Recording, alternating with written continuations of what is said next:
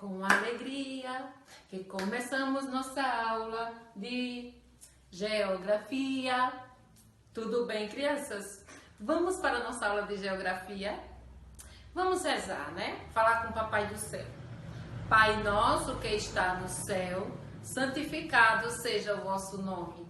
Venha a nós o vosso reino, seja feita a vossa vontade, assim na terra como no céu. O pão nosso de cada dia nos dai hoje, perdoai as nossas ofensas, assim como nós perdoamos a quem nos tem ofendido. E não deixeis cair em tentação, mas livrai-nos do mal. Amém. Vamos para a nossa aula. Gente, tia está revisando assuntos que vocês já estudaram, porque vocês vão responder a atividade lá no formulário, certo? Vamos para a explicação. Revisando assunto, crescimentos da população. Vocês vão ver a página 303 do livro. O crescimento natural da população. Para compreendermos o crescimento natural da população, precisamos analisar a taxa de natalidade e a taxa de mortalidade. Taxa de mortalidade. Observe as informações a seguir. Olha. Vocês vão verem aqui o que é uma taxa de natalidade, uma taxa de mortalidade e um crescimento natural de uma população. O que é a taxa de natalidade? Indica a quantidade de pessoas que nascem em cada grupo de 1.000 habitantes no período de um ano. Então, essa taxa de é contada, quantas pessoas nascem em um ano no grupo de 1.000 pessoas. Vamos dizer que tenha 2.000 pessoas. Então, é contado as 2.000 pessoas, quantas pessoas existem ali, nasceram, certo? Quer dizer, natalidade e nascimento. Aí vocês estão vendo aqui no gráfico. Olha. Brasil, crescimento natural da população em 1900 a 2000. Veja, em 1900, aí olha, foram crescendo, né? Aqui a taxa, presta atenção aí. O crescimento natural, olha. Aqui é o crescimento natural, aqui é a taxa de mortalidade e aqui é a taxa de natalidade, certo? De acordo com o gráfico, vocês estão percebendo o ano. Então, a natalidade aqui foi caindo, né? O crescimento natural, aqui em 2000, vocês estão vendo que é de 1900 a 2000. Então, também foi caindo. E a mortalidade ficou parada aqui, olha. De acordo com aqui, ficou quanto? Em 1810, ficou 9%, 9%. Então, taxa de mortalidade. É que aqui não dá para enxergar direito por causa do meu óculos, viu? Mas vamos lá. Veja aí no livro de vocês. Na página 303. Taxa de mortalidade. Indica a quantidade de pessoas que morrem em cada grupo de 1.000 habitantes no período de um ano. Então, a natalidade no período de um ano, quem nasce, a mortalidade, quem morre. E o crescimento natural é conhecida pela diferença entre a taxa de natalidade e a taxa de mortalidade de uma população. Então, essa taxa aqui, ela fica no meio, né? Vamos dizer assim, é natural. Vamos ver quantos morreram e quantos nasceram. Então, essa taxa ela quer dizer assim, se de 1.000 morre 500 ou nasce mais 500, então ela vai dizer a quantidade, certo? Verifique o gráfico, quanto maior a distância entre as linhas de natalidade e de mortalidade, maior é o crescimento natural. E quanto menor, aqui olha, enquanto maior o grau, aqui olha, aqui é maior, aqui é mais distante, aqui é menor, aqui é mais perto. Então, quando tiver aqui mais perto, é porque existiu uma natalidade e uma mortalidade bem quase parecida, certo? Quando aqui está distante é porque demorou. Então, em 1800, morreram e nasceram mais gente. Aqui tanto nasce quanto morre, mais gente um perto do outro, certo? As mudanças nessa taxa de mortalidade e natalidade ao longo do tempo devem-se a diversos fatores que serão apresentados a seguir. Então vamos ver nos fatores. Olha, as pessoas, tanto que nascem quanto morrem, elas têm os determinados fatores, como avanço na área da medicina e da saúde, a expansão do saneamento básico, o número de filhos por mulher. Então, na página 304, vocês vão verem aqui, vamos acompanhar a leitura, né? O avanço na área da medicina e da saúde. As novas descobertas da medicina, como os novos medicamentos e vacinas, além das campanhas de preservação de doenças, propiciaram a redução da mortalidade.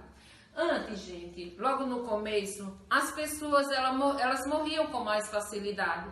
Por quê? Com mais rapidez. Por quê? Porque não tinha, para algumas doenças, não existia vacina. Como agora para o coronavírus, né? As pessoas ainda estão procurando a vacina certa.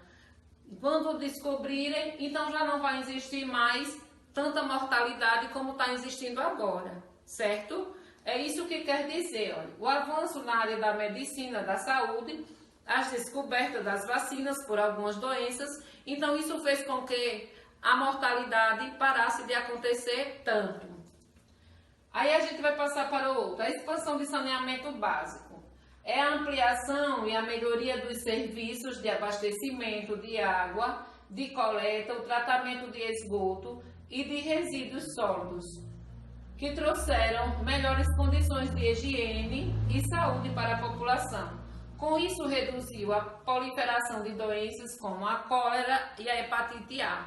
Gente, também o saneamento básico. Olha, quando não tem um saneamento básico, aí tem baratas, tem ratos, tem moscas, aí as pessoas elas também ficam doentes. Então, quando foi feito, na maioria das cidades, foram feitas essas coisas, ou em todas as cidades tem que ter, então isso é diminuído, a proliferação dos bichos, dos insetos. Isso faz com que as pessoas elas tenham mais saúde. O tratamento de água e esgoto. Se a gente tomar uma água suja, a gente vai ficar doente, lógico, né? Se a gente andar numa rua que tem uns esgotos abertos, a gente também vai ficar doente. Além dos mosquitos, ainda tem ratos, tem baratas, então eles transmitem doenças. Então, até aí, a expansão do saneamento básico ajudou com que a mortalidade diminuísse, certo? O avanço da vacina e a expansão do saneamento básico. Aí vem o número de filhos por mulheres. Atualmente, o número de filhos por mulheres tem diminuído. As mulheres, ao assumir a carreira profissional, as carreiras profissionais, deixam de se dedicar apenas aos afazeres domésticos. Esse fato, somando ao desenvolvimento de métodos contraceptivos, acarretou na diminuição de números de filhos por mulher. Então, outro item que fez com que a população ficasse normal, a quantidade de filhos. Antigamente, algumas mulheres elas não tomavam remédio para ter filhos, elas não tinham métodos e tinham muitos filhos. Tinha mulheres que tinham 20 filhos, outras tinham 18, outras tinham 15, 10 filhos. Então, isso aumentava mais a população. Mas quando as mulheres começaram a trabalhar, elas não se dedicaram só dentro de casa. Então, elas tinham que sair para trabalhar, começaram a pensar com quem deixar os filhos, como cuidar dos filhos. Isso fez com que a natalidade, o nascimento de criança diminuísse, certo? Então, são esses, os métodos contraceptivos também ajudaram. Então, vamos falar agora sobre a vida dos imigrantes, a vinda dos imigrantes.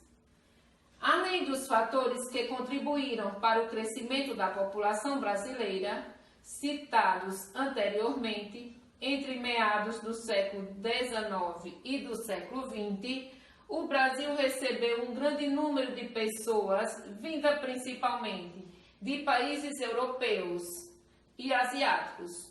No período entre 1870 e 1950, a população brasileira teve um aumento de aproximadamente 4,6 milhões de imigrantes. Então, gente, a população brasileira também cresceu. Por quê? Porque vieram gente de outros países, como está dizendo aqui. Não só foi do Brasil. Essas pessoas, além de vir, ainda trouxeram outras pessoas, filhos. Alguns vinham com pessoas que trabalhavam com elas e foram se multiplicando. Então, a vinda de imigrantes fez com que a população brasileira crescesse mais também, né? Aqui, a população total do Brasil, na página 305. A população brasileira vem aumentando a cada ano, ainda que em um ritmo mais lento que no século XX. Então, a cada ano a nossa população ela aumenta. Só que é diferente do século XX, né? Tem menos pessoas agora. Em 2020. Brasil, população de homens e mulheres em 2018. Olha, em 2018, os homens tinham quanto? 48% dos homens, né? A população de homem era 48%. E a população de mulheres, 52%. Que a população de homens corresponde ao total de aproximadamente 100 milhões de habitantes no Brasil. As mulheres correspondem ao total de aproximadamente 108 milhões de habitantes no Brasil, certo?